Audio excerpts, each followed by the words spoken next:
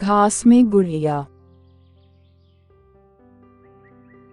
एक राजा था, उसके 12 बेटे थे।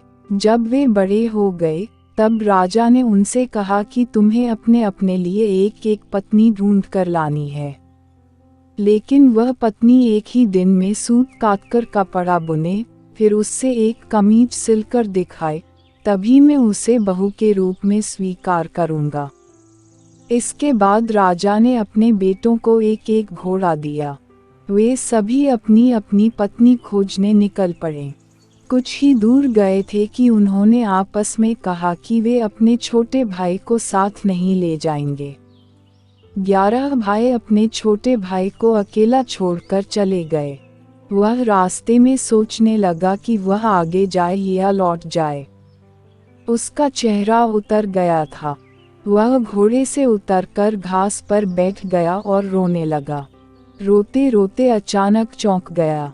उसके सामने की घास हिली और कोई सफ़ेद चीज़ उसकी ओर आने लगी। जब वह चीज़ राजकुमार के पास आई तो उसे एक नन्ही सी लड़की दिखाई दी। उसने कहा, मैं गुड़िया हूँ, यहाँ घास पर ही रहती हूँ, तुम यहाँ क्यों आए हो? राजकुमार ने अपने बड़े भाइयों के बारे में बताया। उसने अपने पिता की शर्त के बारे में भी बताया। फिर उसने गुड़िया से पूछा, क्या तुम एक दिन में सूत काटकर कपड़ा बुनकर एक कमीज सिल सकती हो? अगर यह कर दोगी तो मैं तुमसे शादी कर लूँगा। मैं अपने भाइयों के दुर्व्यवहारों के कारण आगे नहीं जाना चाहता। गुड़िया ने हाँ कर दी। तुरंत ही उसने सूत काटा, कपड़ा बुना और एक कमीज लेकर महल की ओर चल पड़ा। जब वह महल में पहुंचा तो उसे शर्म आ रही थी, क्योंकि कमीज बहुत छोटी थी। फिर भी राजा ने उसे विवाह करने की अनुमति दे दी। राजकुमार गुड़िया को लेने चल पड़ा। जब वह घास पर बैठी गुड़िया के पास पहुंचा तो उसने गुड़िया से घोड़े पर बैठने को कहा। गुड़िया ने कहा, मैं तो अपने 2 चूहों के पीछे चांदी की चम्मच बांधकर उसमें बैठकर जाऊंगी। राजकुमार ने उसका कहना मान लिया। राजकुमार घोड़े पर सवार हो गया।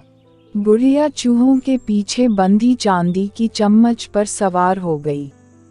राजकुमार सड़क के एक ओर चलने लगा, क्योंकि उसे डर था कि कहीं उसके घोड़े का पांव गुड़िया के ऊपर न पड़ जाए। गुड़िया सड़क के जिस ओर चल रही थी उस ओर एक नदी बह रही थी।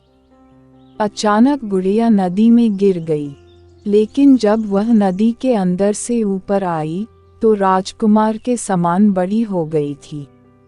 राजकुमार बहुत प्रसन्न हुआ। राजकुमार महल में पहुंचा तो उसके सभी बड़े भाई अपनी अपनी होने वाली पत्नियों के साथ वहां आ चुके थे। लेकिन उसके भाइयों की पत्नियों का न व्यवहार अच्छा था, न ही वे सुंदर थीं। जब उन्होंने अपने भाई की सुंदर पत्नी को देखा तो वे सभी जल भुन गए। राजा को पता चला कि बड़े पुत्रों ने छोटे राजकुमार के साथ दुर्व्यवहार किया है, तो उसने बड़े बेटों की खूब निंदा की। फिर छोटे बेटे को गद्दी सौंप दी। छोटे राजकुमार का विवाह गुड़िया के साथ धूमधाम से हुआ। अब छोटा राजकुमार राजा था और गुड़िया रानी। दोनों सुख से रहने लगे।